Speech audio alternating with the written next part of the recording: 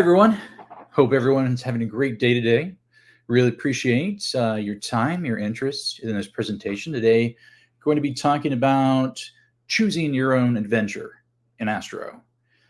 So I have a GitHub repository for this that has some branches for the different stages of this presentation that we'll walk through. But I wanted to start out just so I've been a web engineer and designer for a long time. Wanted to really talk about what really drew me to Astro and use it as a tool and really how it's empowered me so far and what's really driven my interest. So I've worked with JavaScript for a long time, but within the last 6 years, I've become a React developer, which is good. And it's, a lot of people have strong opinions about libraries, frameworks, but what the specialization in becoming a React programmer was, it's both intriguing because it's fascinating ideas, new approaches, brilliant innovation, just like a lot of these libraries, but also a concern. And the concern was that I was really pigeonholing myself in the thought process, or at least I thought I might be, where if I'm abstracting myself in a particular specialization, a particular library, framework, then I'm how am I limiting myself in how I'm thinking? There's a lot of different libraries, different frameworks, lots of work with components, web components, and I just don't want to have FOMO with that. I want to be able to continue to be inspired and learn every day. So I also want to keep things simple. And we'll talk about that too. That's my mantra is keeping things simple. So Astro, I've got the homepage up. I've had a history of working with static site generators. Jekyll, Hugo, 11Ds, one of my favorites. Astro is not exactly a static site generator, but it follows in a lot of the same patterns. It as it says front and center, it's web framework for content-driven websites, and it does that very well. It also delivers by default with a zero JavaScript footprint, and which makes for great performance, potentially good SEO for different content-driven sites. So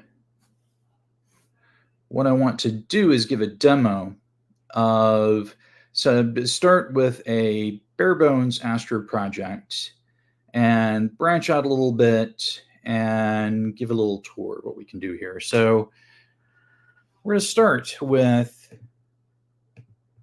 how you get started.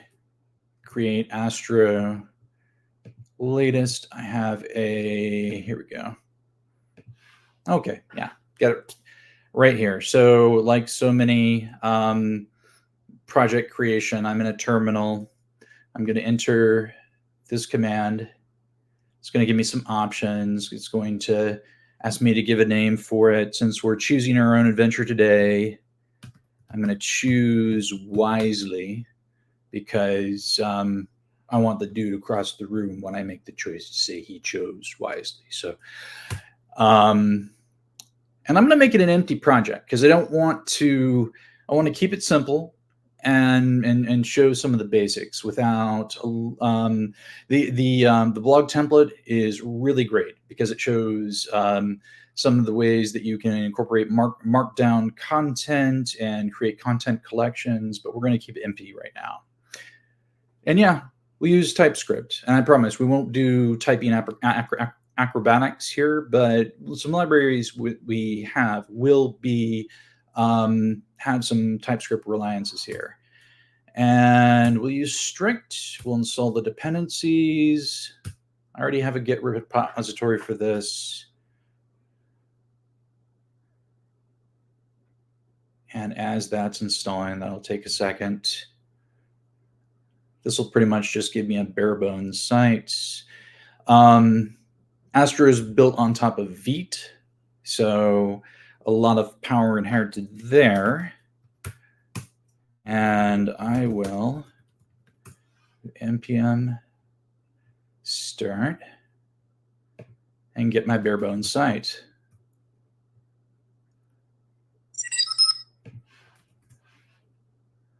There we go. You'll notice this little toolbar down here. It shows me some integrations with Astro. The inspect is interesting because one of the things that makes Astro really impressive is that as with the integrations that we have, we can integrate just about every library out there. React, Preact, Lit, Solid, Svelte, and we can, like a static site generator, we can generate them statically, but we can also achieve different levels of partial hydration based on client-side directives. And we'll see that ahead. We'll probably turn this toolbar off in the meantime. Has a little audit tool. I haven't done much with that, but also choices for verbose logging. Pretty cool. So I'm going to skip to the next step. And this is just my GCO git checkout for a different branch. We'll update this. And two severe vulnerabilities.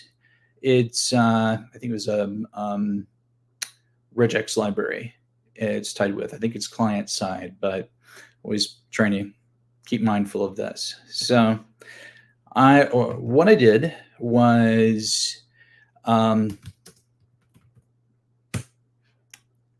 made a couple changes.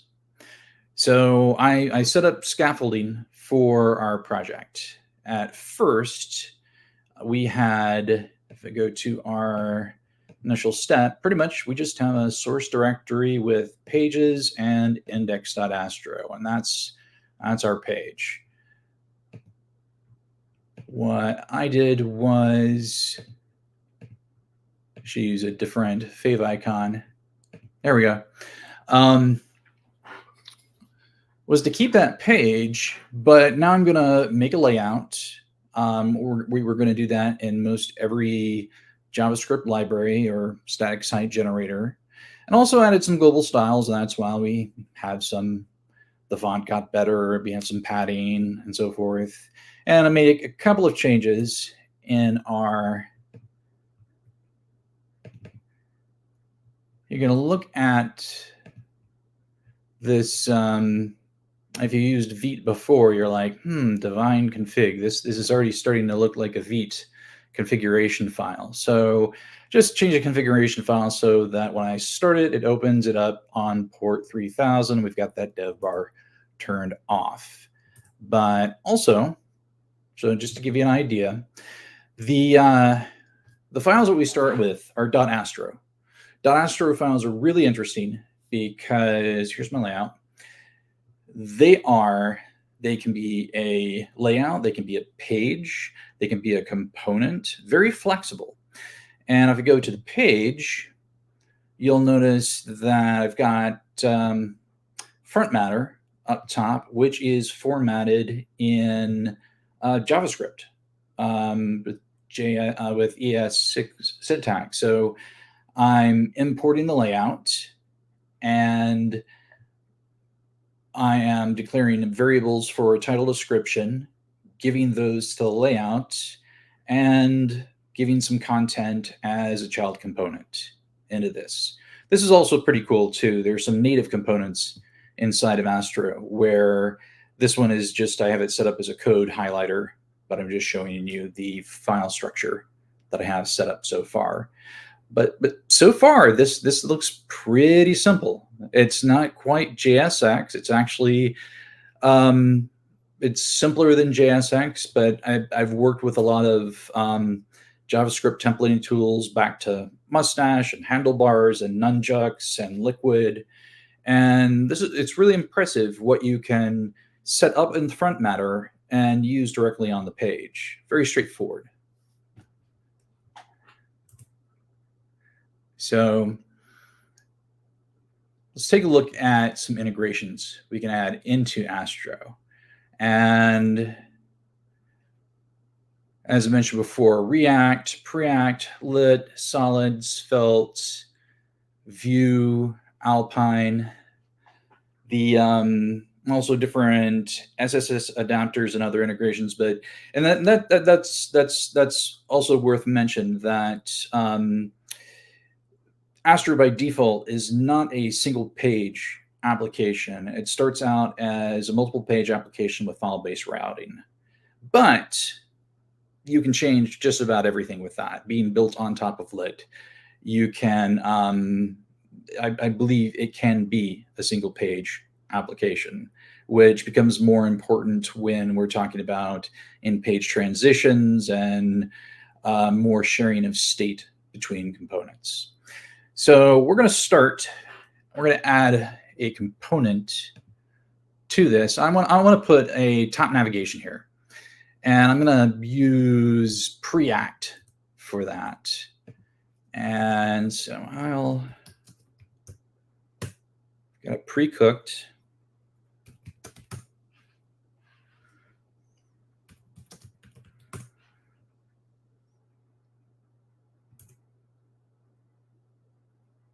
Oops, I'm on 3. There we go.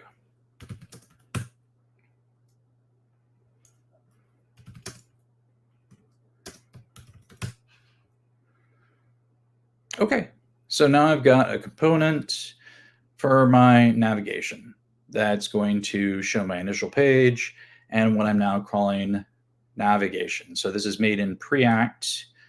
What I did was I added a components in the source directory, added a components navigation folder with the TSX file for navigation, the Preact control, and a CSS module file. And that's a really interesting thing about Astro as well, is that you can really scope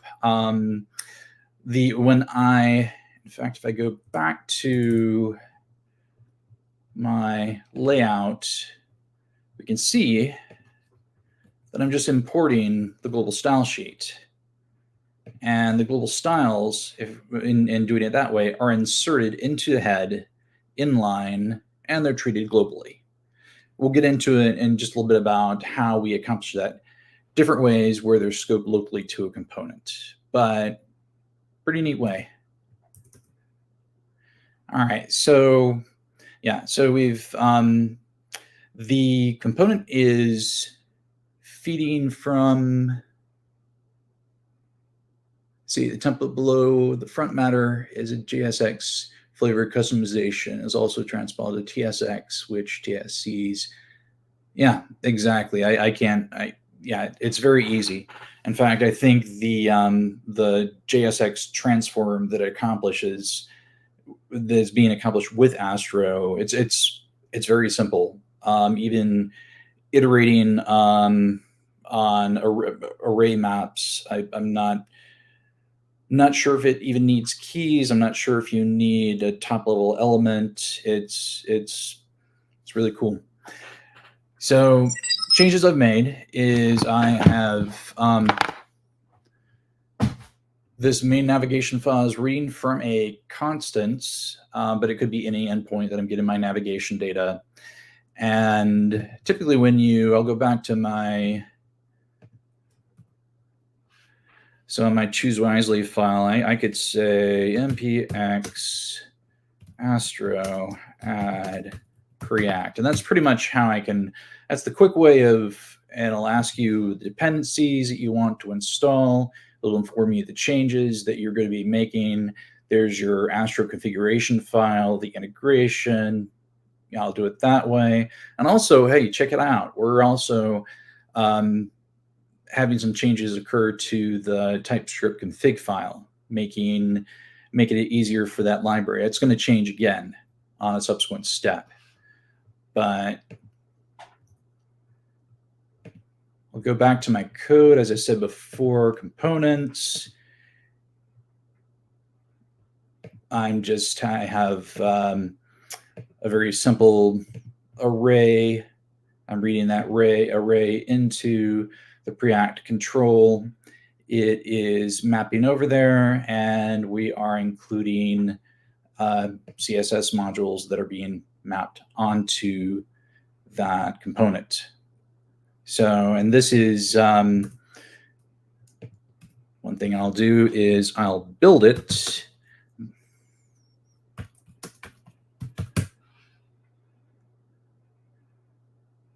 My NPM job also has it runs Astro check to make sure that there's no type errors, things like that. Gives me a report of what it's creating. And I've got another NPM script where I'm running the preview, which this is essentially the live site. So if I go to network, I have a Preact control, but yeah, no JavaScript coming down, and it's very lightweight, very easy. So we're gonna get a little bit more complex now. I know we've one of the typical steps in doing code samples is to do a counter, to show a counter, where we're showing the reactive client side capability. So npm I, and we'll start this.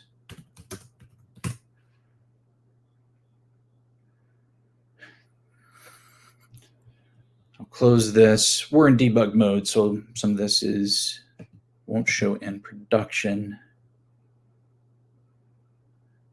Oh, yeah, I forgot to mention, I'm actually viewing the content of this Preact control by importing it as a string. That actually is something that Astro inherits from Vite. So it's really cool, especially in terms of documentation.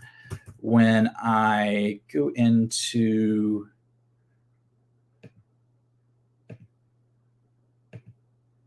my name, oh, I'm sorry, that's in, there we go.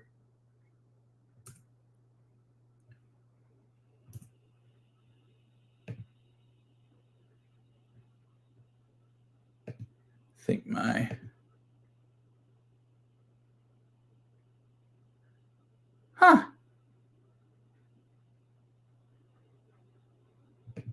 that's funny. Do I still have it here? You can pretty much import a file, an asset, as a string.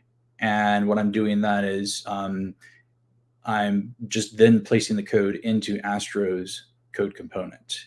So as you can imagine, for documentation, that could be great real time. And also be careful. So let's go to our counter. So for our counter, I made 3 components. One where we're viewing the count with Svelte, and then 2 different components essentially do the same thing, increment and decrement the count, but one's using lit and the other one's using view. And I'll just give it a try. And you may be asking yourself, what are we using? Redux? Are we using Zustand? What are we using? We're actually using nanostores. It's a tiny state manager, and it's really interesting because I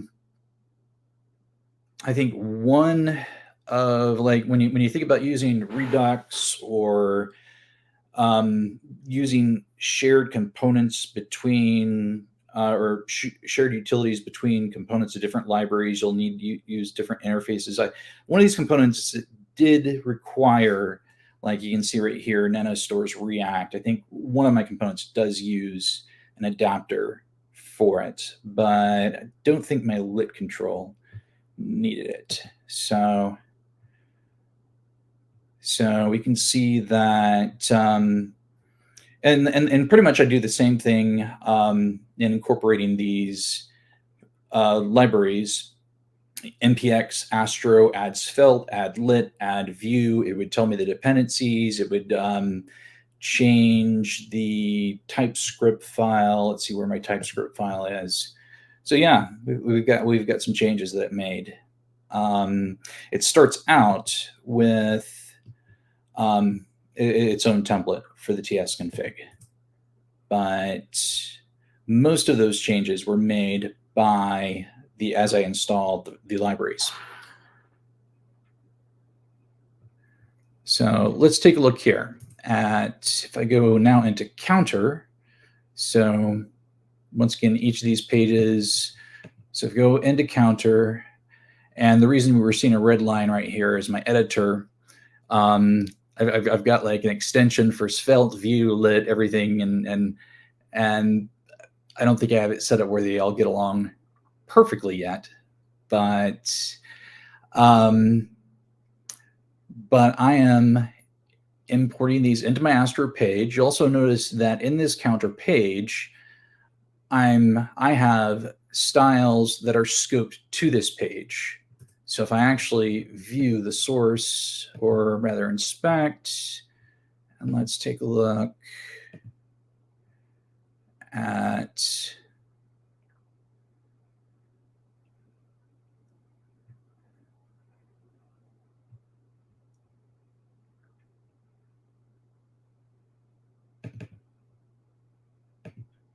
yeah. Some of this is being inherited by the page, and some of this, like this, is actually inside the component. So, but really it's just, I'm just giving these a grid display and setting it up so that the three components are one next to another. And the styles are scoped to this page, which is helpful for me. We'll go into the counter files. Go into the view file. I've got my template to where I have my buttons and both my bindings for the events and the styles. I'm importing the NanoStore value. It's actually an atom. All I'm doing, it's a small, it could be a small primitive. You could have more complex objects in NanoStores, but this one is just a number, so I'm using what they call an atom. I've got an increment and decrement function, some CSS properties that I'm applying to my objects, my DOM objects, exporting them here. That's view. We'll go over, and really in doing this, it's really fascinating for me, just the similarities and the differences. Like I said, 6 years React developer, and I've just been wanting to jump headfirst and use these libraries. See the differences, see the commonalities. So pretty much the same thing here. Right now I've, in my lit control, I'm setting a property which gets the atom from the counter store. Here's the counter store, is the NanoStore. I'm just initializing a count atom at 0, and I have an increment and decrement function that I'm importing and using just to use once within the components. So we'll go back to, yeah, so I'm importing them here, binding the property, setting up my styles, mapping the,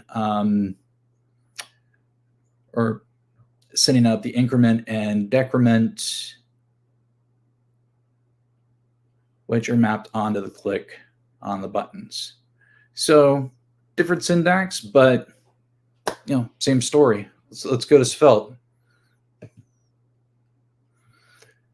So importing the counter store where I'm getting that atom, instantiating that. I've got my functions.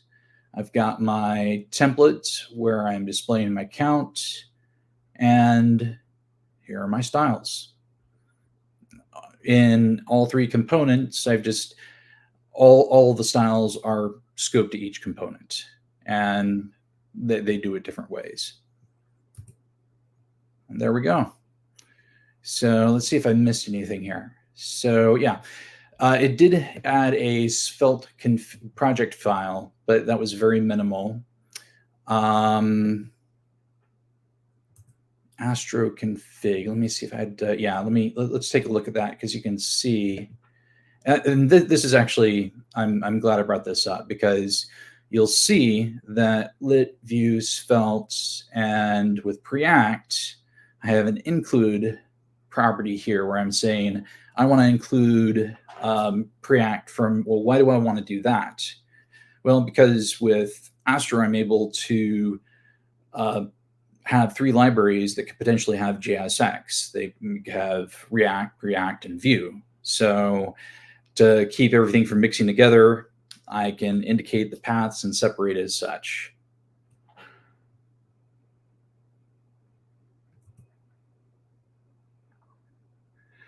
So I wanted to just a couple of extra things.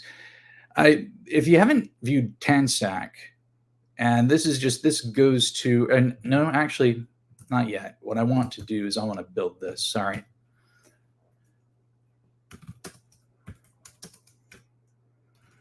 Because as we know before, all right, and this is interesting here. We had some referential confusion with the lit component. Is it server side or is it client side? It guessed client side. That's good. I imagine, I'm guessing that's the adapter. Let's preview it. And now let's open the network tab.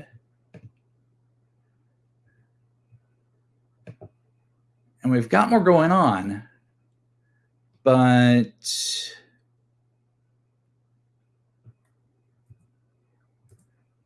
let me just hard reload this, make sure that, yeah, there we go, it updated. So I do have a handful of files coming in because the everything's been bundled accordingly. And go to my navigation page. There's no JavaScript there. There's a multi-page application. So each route has the JavaScript it needs, which is good and bad, or can be good or bad. But there we go. And so we're using 3 JavaScript libraries, and not bad for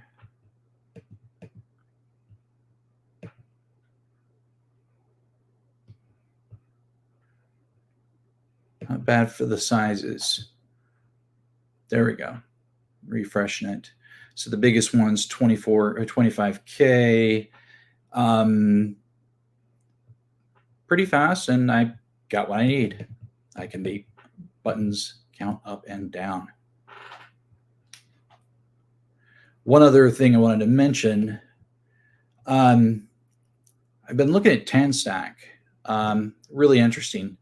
Tools that for query, router, form that work across different libraries. I've been really interested in the level of activity that it's been getting. I've been wondering how much overhead it is to use these like an adapter for libraries if you're using more than one. But it's really impressive, the collection they're getting.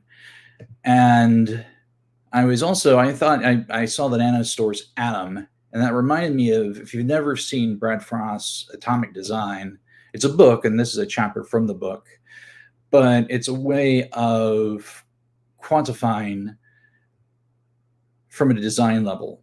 And I've often thought that atomic design can be applied both to design and to architecture, especially through design systems, to make for very consistent, to really place design, engineering, and management on the same page. So just the nomenclature on that, well, that was reminding me of that.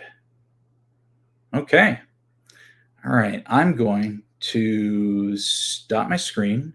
Well, I'll show the, just in case, we can put the URL on the video for the, in case you want to clone the repo and give it a try. But I'll stop my screen. Well, I'll keep my screen up just in case, but welcome any questions.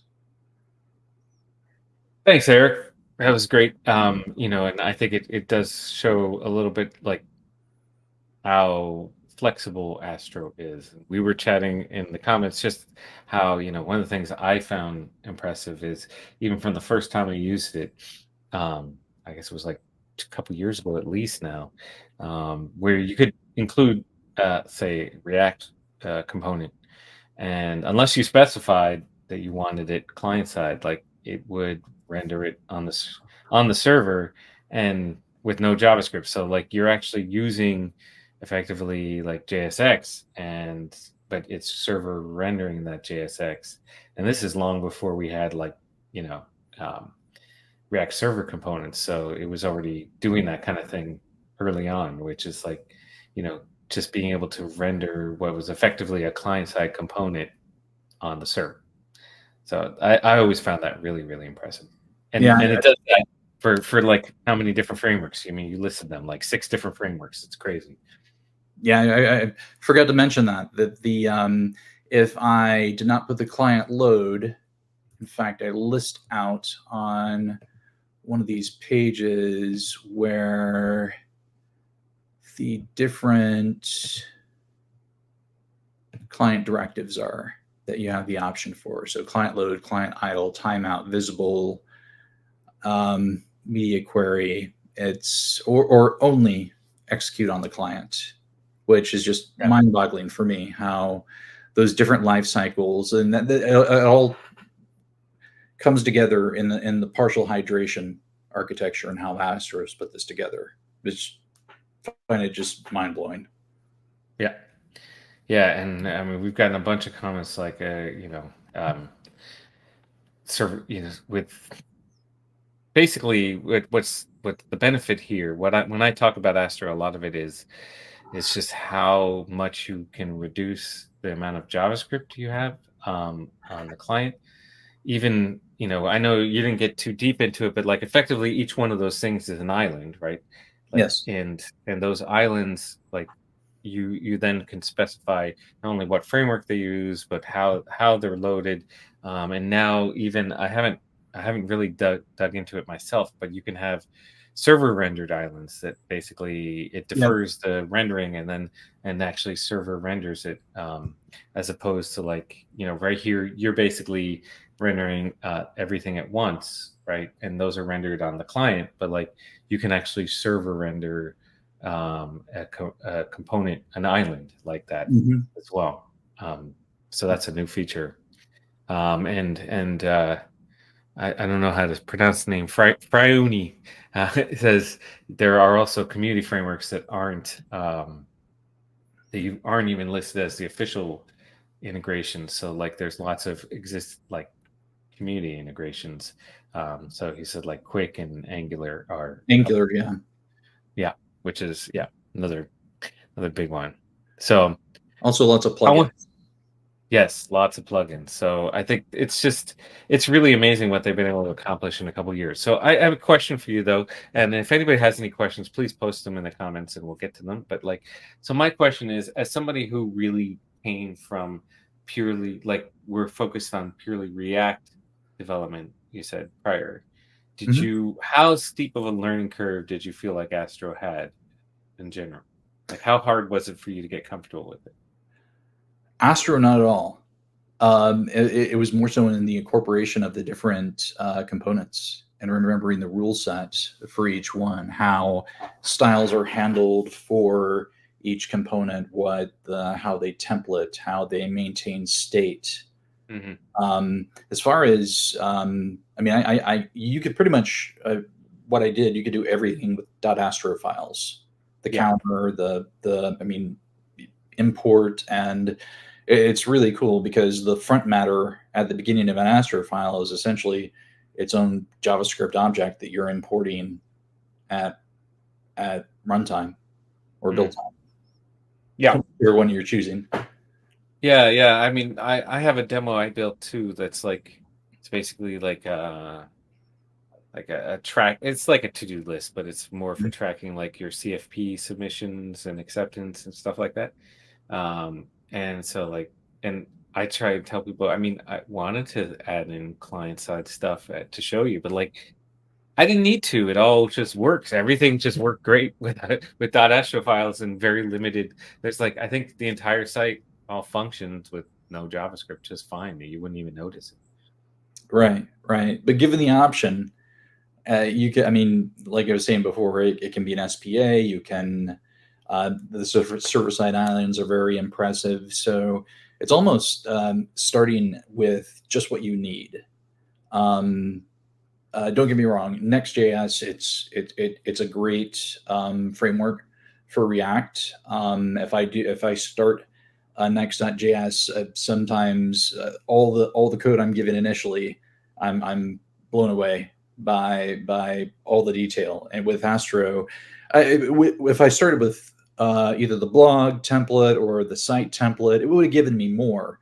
But it's very approachable, and I think that I think the mindset of offering that was I'm hoping that was intentional because it's incredibly successful for me. It was amazing.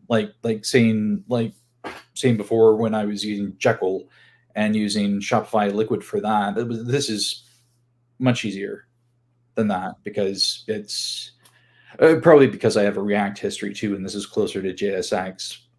Being Yeah. fair, but Yeah, that's true. I mean, I with Jekyll, I always struggled with just the Ruby ecosystem in general. It was like Jekyll itself was easy, but Ruby, every stuff gems would break and stuff would, I'd just be Mhm. left with a mess that I had to reconfigure everything. And I don't know Ruby, so that was hard. But yeah, I think that Astro is super.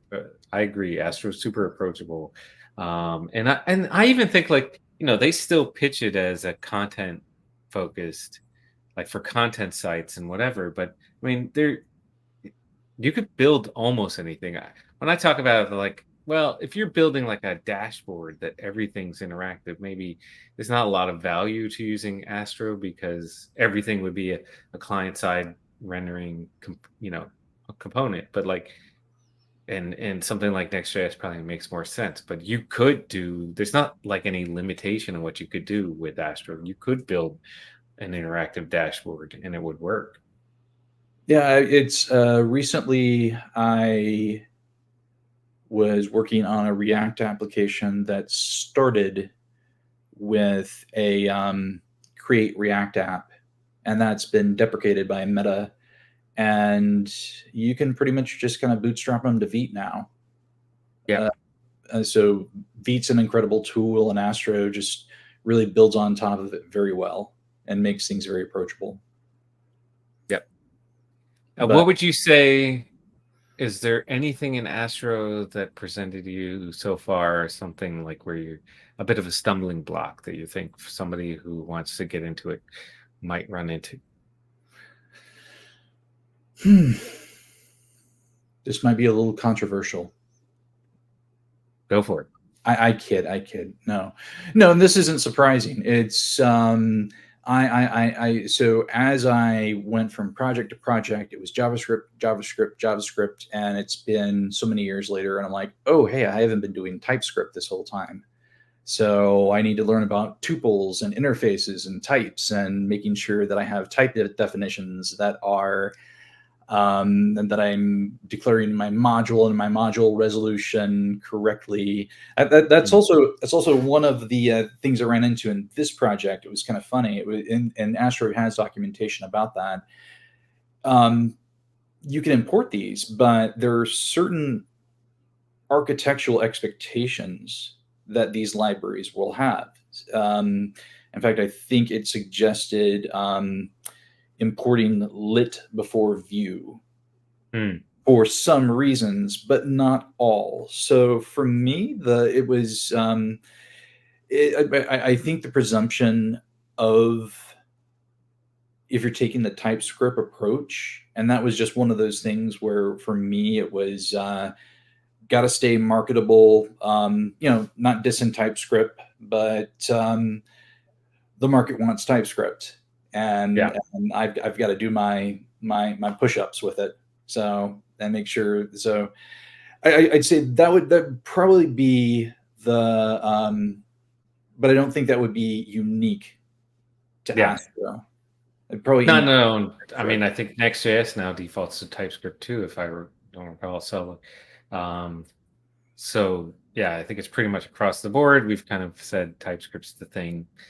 I'm kind of in the same boat as you. I like it in some respects. I think I don't appreciate it as much as I could, just because I tend to work mostly like on solo projects and things like that by the nature of my job.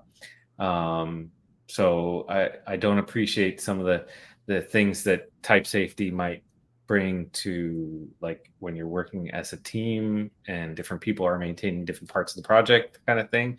And so it often becomes, for me, feeling like a burden of like, I'm spending just a time like just undoing fixing type errors that like really ultimately don't impact the like actual application. But Well, again, like I it's said, these are solo projects, so like that's where I think I don't appreciate that type safety in the same way for that. Yeah, I mean, it's another abstraction away from JavaScript. And even if you're using JavaScript inside of React, Yeah. I'm not using event handlers. I'm using functional components and hooks that are specific to the React library, or signals, or it's um, but I really appreciated that this would let me really stay in my comfort zone and let me explore and jump out Hmm. in either direction. You ask yourself, why would you want to throw in 5 frameworks at the same time? That it's obviously not the intention, Yeah. but the island's architecture and having the ability to have 2 libraries at once working independently. That's, I mean, it's Yeah. an inevitable requirement sometimes. So Yeah. Yeah, I agree. I mean, I talk about it too when I talk about Astro, and I'm like, it's not recommended. I wouldn't recommend you actually start throwing multiple frameworks at this, but at the same time, like, especially if you're trying, that's where I think Astro shines, is like if you're trying to migrate like kind of an existing project, right? I can, in some of these cases, you might be pulling over components that are already written, and I can migrate them in. And Oh, I guess here's a use case. It's great for document that work cross framework. So like, yeah, for documentation stuff, which actually we should mention, they do have a documentation library called Starlight, which is like, yeah. yeah, so it's built on top of Astro, but specifically for documentation. That's worth checking out. So cool. Well, this was great. I hope people took from it that to give Astro a try. As you can tell, like, it's kind of funny here to be chatting, and we're both fans of Astro. So like, I think I'm not the objective questioner in this case. This is what I choose to use to build new projects. So yeah, it was really great seeing you kind of demonstrate it, and hopefully people get a sense of like kind of the capabilities of it and give it a shot. Yeah, and it's a very very live, active project. Server islands are a new feature. there's a database feature that's coming Yeah. to it. I haven't totally. It's out. Yeah. It's Yeah. out. It's in a closed beta right now. I think I don't have it in. It may still be listed as beta, but yeah, you can use it. The Astro DB. Yeah. Yeah. Yeah. Which I guess would negate the need for nano stores in the project you were doing. I guess. Well, no, you wouldn't. You wouldn't store in a database. Never mind. I'm not sure if it's state management or I haven't. No, it's Yeah. yeah. At least I haven't tried it either, to be honest. But my understanding when I looked at the documentation, it's a little bit more of a replacement for, like, say, well, I'm a guy who always speak in AWS terms for like a Dynamo kind of thing, but Right. maybe not to the scale of Dynamo. Mm-hmm. Yeah. So yeah, Nano Stores is more managed state in the client, whereas this is managing state on the server. So yeah. Anyway, it's got a lot of stuff, and in fact, I would say one of my things that I struggle with is that it updates so frequently. So I'm always feel like I'm behind, but it's a good problem to have. I can deal with it. Right, and you're going to see the security vulnerabilities because there's so many updates and the downstream dependencies. But I mean, that happens everywhere. Yeah. You have to pick your battles with those. But fast moving projects and just like my career mantra is spell kiss with one S, keep it simple, and for me that's one of the product strengths. Mm-hmm. First and foremost. Yep. So I was just going back in the comments here, just talking about nanostores being managing state on the client. I do know nanostores includes a library that you can actually do state on the server, because I used it in a project. The only thing I've struggled with was it didn't. If you had state on the client and state on the server, you had to actually pass it back and forth to keep it in sync. It wasn't automatically in sync. It was state on the server, state on the client. But yeah. Anyway, a side note. But because I used it for a project last year, and I was passing that back and forth using nanostores. Anyway, I did mention this before, but I was able to use nanostores natively with Lit and Svelte. Vue was the one where I needed an adapter. I needed @nanostores/Vue. Oh, okay. For that, and I mean, it adds. I mean, it's tiny, but yeah, like I said before, if compared to Redux or Zustand or any other state management, there's probably I mean, of course, we're not passing around an account with those. Those are much more complex, but there's probably some sort of adapters needed for the library to sync them up, have them talking on the same page.